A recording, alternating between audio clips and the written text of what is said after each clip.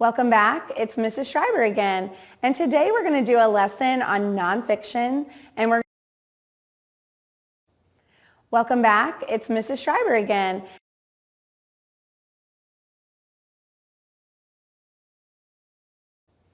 Welcome back. It's Mrs. Schreiber again. And today we're going to do a lesson on nonfiction and we're going to continue on that with topic and main idea. So before we get started, let's look at our Go Noodle and get ourselves calm, alert, and ready to learn.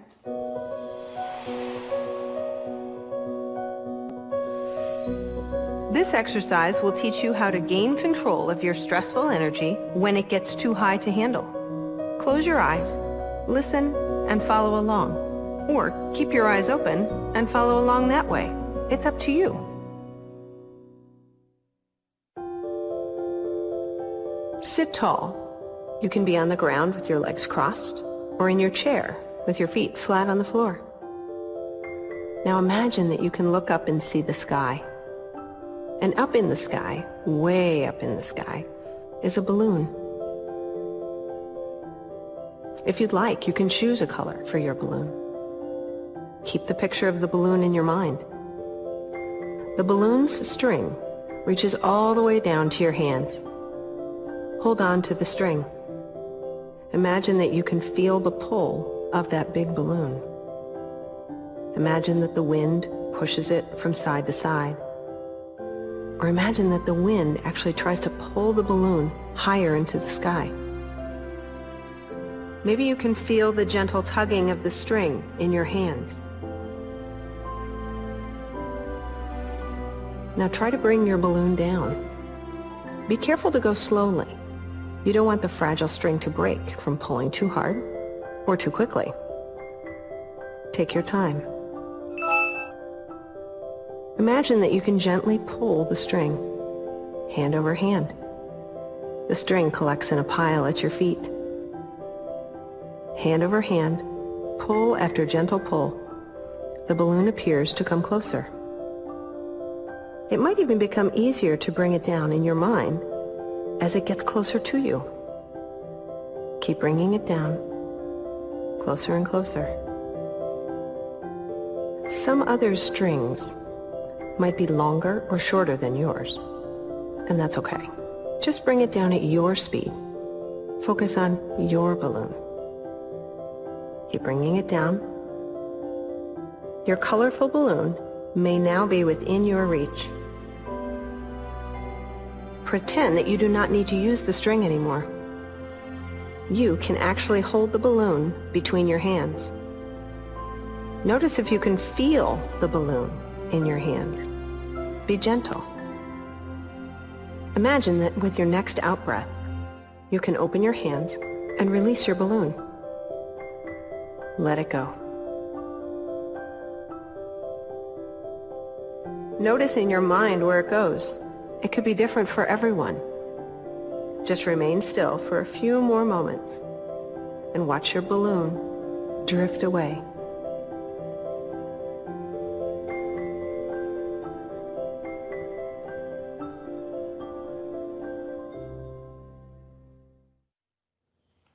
All right, now that we're calm, alert, and ready to learn, let's get started.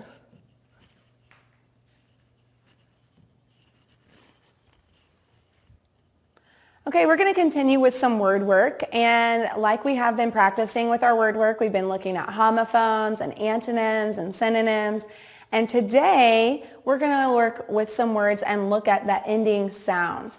We know, and I know last time we talked about ending sounds that had the k sound, and the K, the CK, and the IC. Today we're going to look at ending sounds FLE, PLE, BLE, and DLE.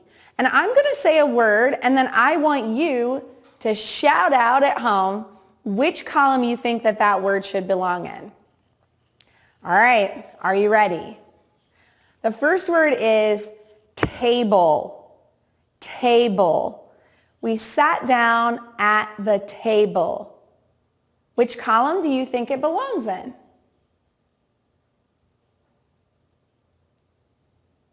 If you said BLE, you are correct.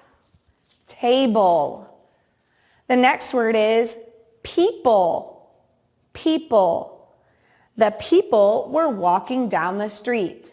People. What column do you think it belongs in? If you said PLE, you are correct. The next word is maple. Maple syrup is made from the sap of the maple tree. Maple. What column do you think it belongs in? Shout it out. If you said PLE, you are correct. You're doing a great job. The next word is doodle. She doodled on her paper with her pencil. Doodle. Which column do you think the word doodle belongs in? If you said DLE, you are correct. The next word is trifle. Trifle is a dessert. Trifle. Which column does it belong in? If you said FLE, you are correct. The next word is trouble. Remember, we're listening for those ending sounds. Trouble. The dog was in trouble for chewing on the shoe. Trouble. If you said BLE, you are correct. The next word is stifle. The heat was stifling. Stifle. Which ending sound do you hear? If you said FLE, you are correct. The next word is fable.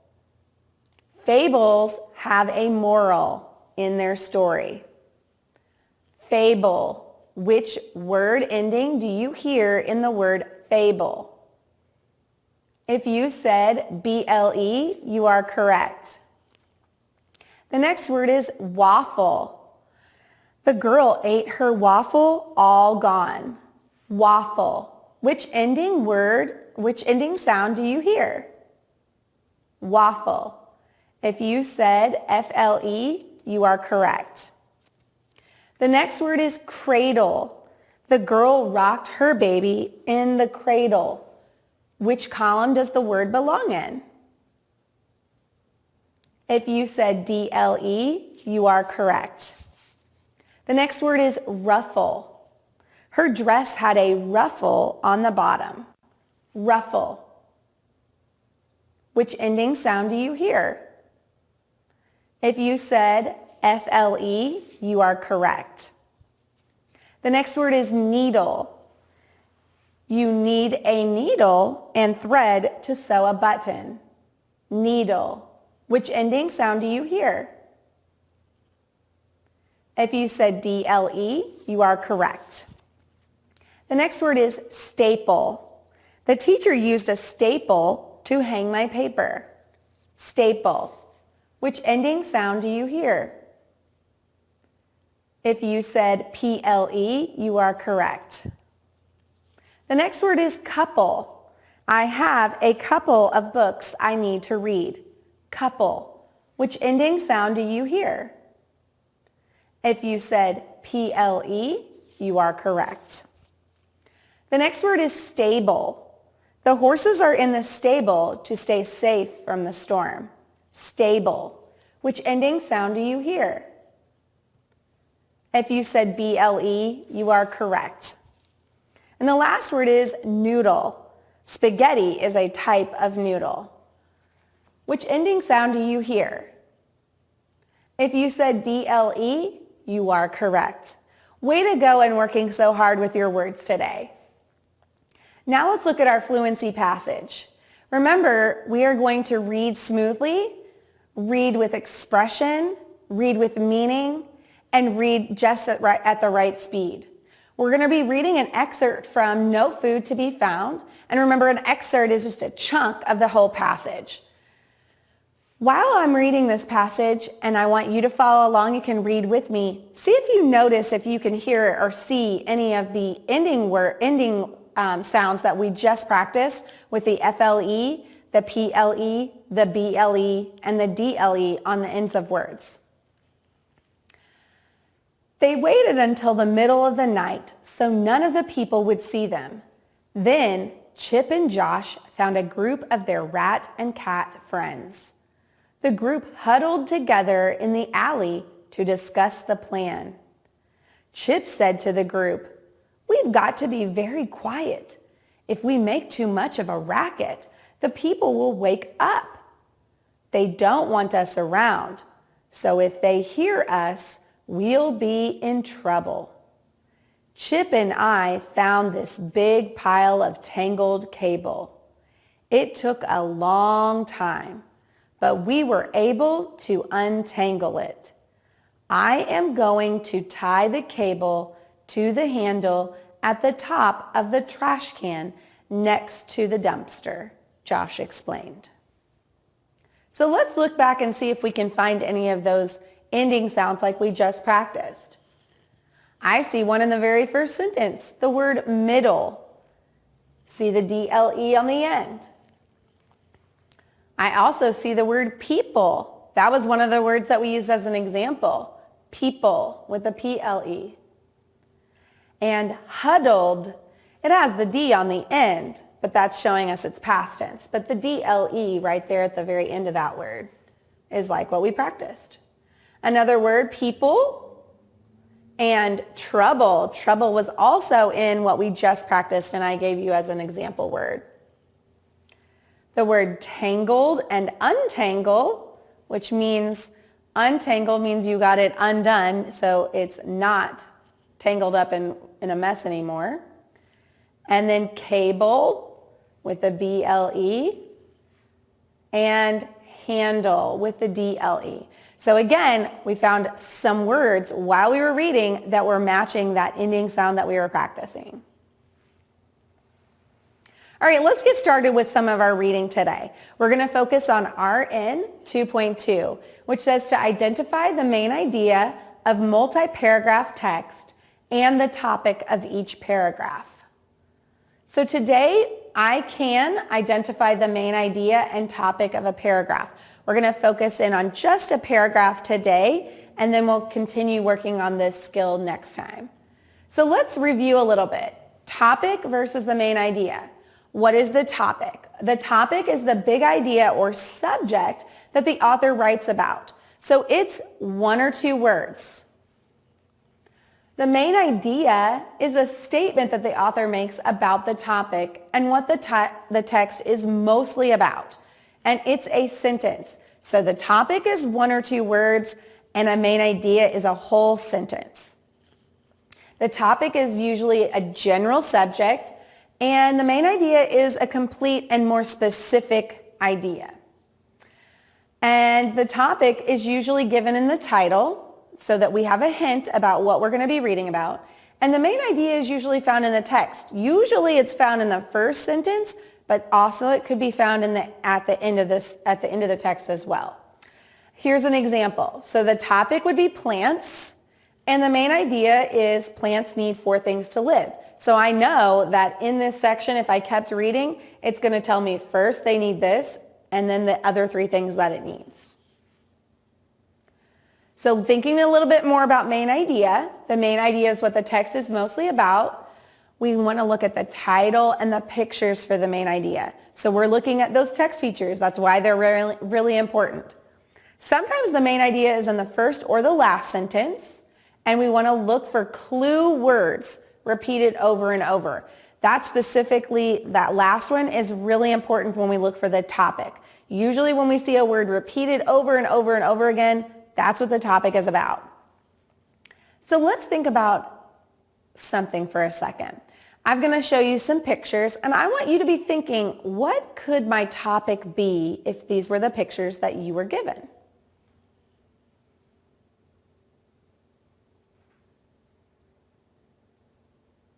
Do you think you know yet what my topic is?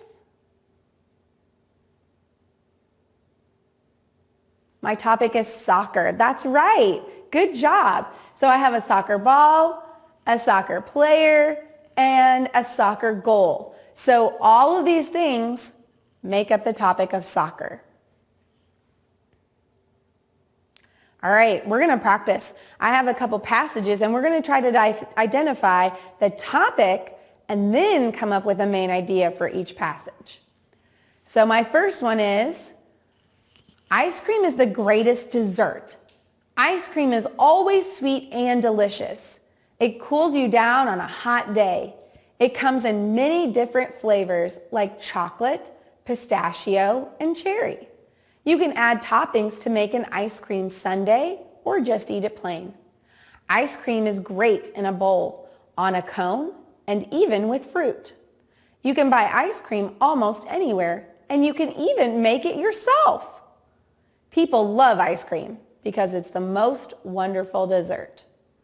So one thing that I'm going to do first is I want to identify the words that I feel like I kept seeing and hearing over and over and over again, because that is a clue for what our topic is. So I noticed the word ice cream in the first sentence, in the second sentence. Now, I've highlighted the word it. Oftentimes the reader will read a passage and they'll notice that the author will change from the subject to maybe a pronoun word like it or they. It is still referring to ice cream. So the author doesn't want to just say ice cream, ice cream, ice cream, ice cream, although I love it. They want to continue to change up the words and use a different pronoun like it. So it is referring to the ice cream. Ice cream cools you down on a hot day. It's the same thing. So the it I highlighted was referring to the ice cream. There's another it. It's also referring to the ice cream. And then we see the word ice cream again. And ice cream, and ice cream, and more ice cream. So do you think you know what the topic of this passage is? If you said ice cream, you are correct. Now our main idea, what is the passage mostly about? Well, the passage is mostly about ice cream, obviously. But what is the author trying to help us understand? Well, the author is trying to help us understand that ice cream is the best dessert. And in our very first sentence, it says that ice cream is the greatest dessert. At the last sentence, it also says that it's the most wonderful dessert. So I know that ice cream is the best dessert, and these were all things that the author was wanting me to understand. Let's try another passage. Elephants are amazing creatures with extremely interesting noses called trunks. An elephant's trunk contains more than 40,000 muscles. The tip of an elephant's trunk is flexible and bends easily. Elephants use the tips of their trunk the same way you use your fingers. They can pick items up, tear leaves off branches, and scoop food into their mouths using their trunk. Trunks are also used for drinking water. Elephants do not drink water through their trunks. Instead, they suck up water with their trunk and squirt it into their mouths. So think about it for a second. What word or words do you feel like we heard mostly throughout the passage? Well, I'm going to go back in and highlight those words that I think I heard a lot. I heard the word trunks, an elephant's trunk, the tip of an elephant's trunk. Elephants use their trunk. They can pick up items using their trunk. Trunks are also used, and trunks with their trunk. So the topic, see if you can guess what the topic is. If you said elephant's trunk, you are correct. You could have said just trunk. I chose to write elephant's trunk because I wanted the reader to know that it was specific to that animal. And that's the animal we were talking about. We didn't talk about any other animals when we were reading that. It was just an elephant. So our main idea is, what was the author telling us that this passage was mostly about? Well, it was about the elephant's trunk and about all the things that are very interesting about it. So elephants' trunks are very interesting. We notice up here at the top, that's one of the things that the author told us was how interesting their noses called trunks were. And all of these are examples throughout this passage of how interesting the trunk is for an elephant. Again, I found my main idea from that very first sentence. The author wants to give us the main idea very soon because they want us to know exactly what we're going to be reading about. I don't want to waste my time. If I don't want to know information about an elephant's trunk, then I certainly don't want to waste my time reading the whole thing and find out at the end it was about an elephant's trunk. And let's practice one more time. Let's look at this passage, and remember, while I'm reading, I want you to think about the words you hear repeated throughout the text. Did you know that frogs and toads look alike, but they are different? Frogs need to live near the water. Frogs have long legs to help them jump. They have smooth, thick skin. They are good swimmers. Their webbed feet help them swim. Toads live on land. They have shorter legs to help them hop. Their skin is rough and dry. Toads are not good swimmers. Many people do not know the difference between frogs and toads. So what word or words did you hear repeated throughout the passage? Well, I noticed the word frogs and toads at the beginning, and I then see it starts talking about frogs and frogs, and the next sentence they start off with they. Now remember, in the first passage that we looked at, I talked about the pronoun it referring back to the word ice cream. In this passage, they refers back to the word frogs. So they've replaced frogs with they as a pronoun. They, again, talking and referring to the word frogs. Their webbed feet, so whose webbed feet are we talking about? We're still talking about the frogs. And then we move on to the word toads. They, referring back to toads. Their skin, referring back to the toads. Toads again. And then we come back to the words frogs and toads. So what topic do you think would be good for this passage? If you said frogs and toads, you are correct. We talked about both frogs and toads in this passage. We were contrasting or telling the differences between the two animals. So the main idea of this passage was the differences between frogs and toads. So frogs and toads look alike, but they are actually different. And we find that in our very first statement or that question in our passage that we read. All right, so let's practice. I've given you 4 passages that you're going to read through, and you're going to identify the topic and the main idea. So remember, the topic is 1 or 2 words, and it's a subject of what the passage is that you read. And then you're going to write a main idea. The main idea is a sentence about what the text is mostly about. Thank you so much for joining me today. I really appreciate all the hard work that you've done and continue to do. And remember, our secret word for the day is tiger. That's tiger. Of course, I'm sure you wouldn't have guessed it by my slides today, but it is tiger. Thank you so much again, and have a great afternoon. See you next time.